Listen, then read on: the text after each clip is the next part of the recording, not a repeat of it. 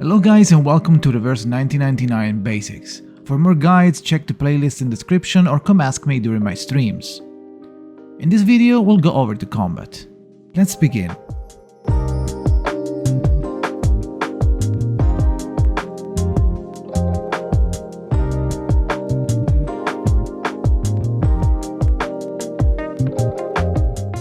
The combat of Reverse 1999 is your classic turn-based RPG, but with cards. Every character comes with a set of 3 cards, 2 normal ones and 1 ultimate. The 2 normal cards can be attacks, debuffs or buffs, and they can increase in power up to a maximum of 3. To increase the power of a card, you can fuse it with a copy of the same card with the same level or use a tuning card, more on that later. The ultimate cards only shows when your character acquires 5 moxies. Moxie is the little dot under the character's HP and increases by moving, fusing or using the character's cards. Before the combat starts, you'll get to select your team. Let's look at the panel. Characters have their own kits and elements, shown in the top left or their portrait. You'll always be able to check which element is strong or weak against by looking at the picture here.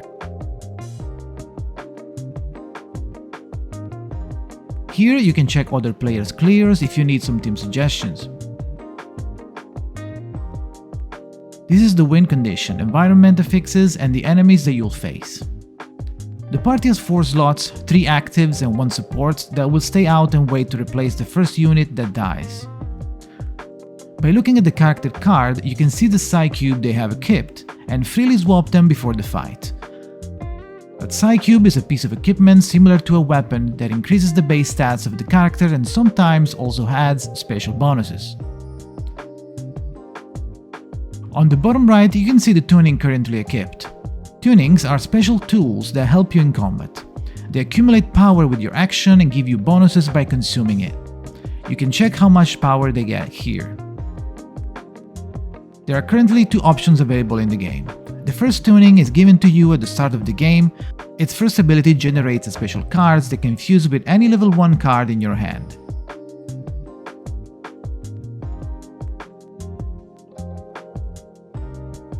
The second refreshes the card in your hand and gives you new ones. The second tuning is unlocked by finishing all of the tutorial missions. The first ability will let you move cards around for free, and the second ability will generate a special card that can fuse with both level 1 and level 2 cards.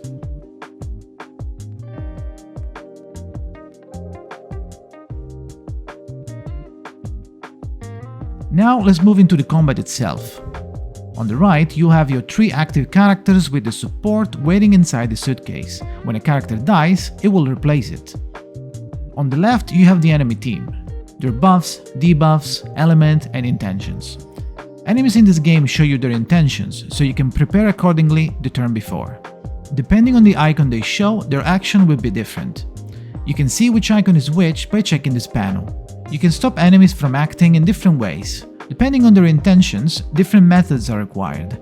Disarm, for example, cancels their attacks, while silence stops buffs, debuffs, skills, and counters. For the ultimate, you can use effects such as Daze from Medicine Pocket, Nightmare from Baby Blue, Seal, and all the ones that incapacitate the enemy or reduce the moxie point that they have. On the top left, you'll see how many waves of enemies the encounter has, the max number of turns you can use before game over, and the number of enemy reinforcements. You'll also have a magnifier icon. By clicking on it, you will be able to see detailed information of the enemies, including their cards and stats.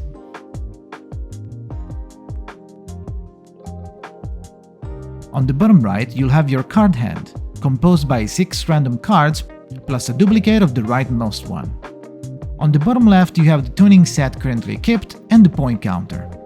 In the middle of the screen, you'll see action points shown as card slots. Moving and using a card uses a slot, while natural fusion don't. Tuning bonuses also don't use slots. The number of the total action points depends on the type of combat. Usually it's 3, but there are encounters such as boss fights where all 4 party members will be on field, giving you 4 slots. When a party member dies and there's no replacement, you'll also use 1 card slot, so keep that in mind. Overall, the combat of the game will feel simple enough, but by progressing through the game, it will get more and more complex as more mechanics are introduced. There are also events that contribute in adding more nuances to the mechanics and new characters.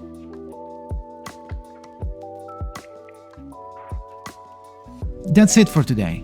If there is anything you want to add, feel free to comment and subscribe for more videos like this. I'm Jakazin, thank you for watching, and see you next time.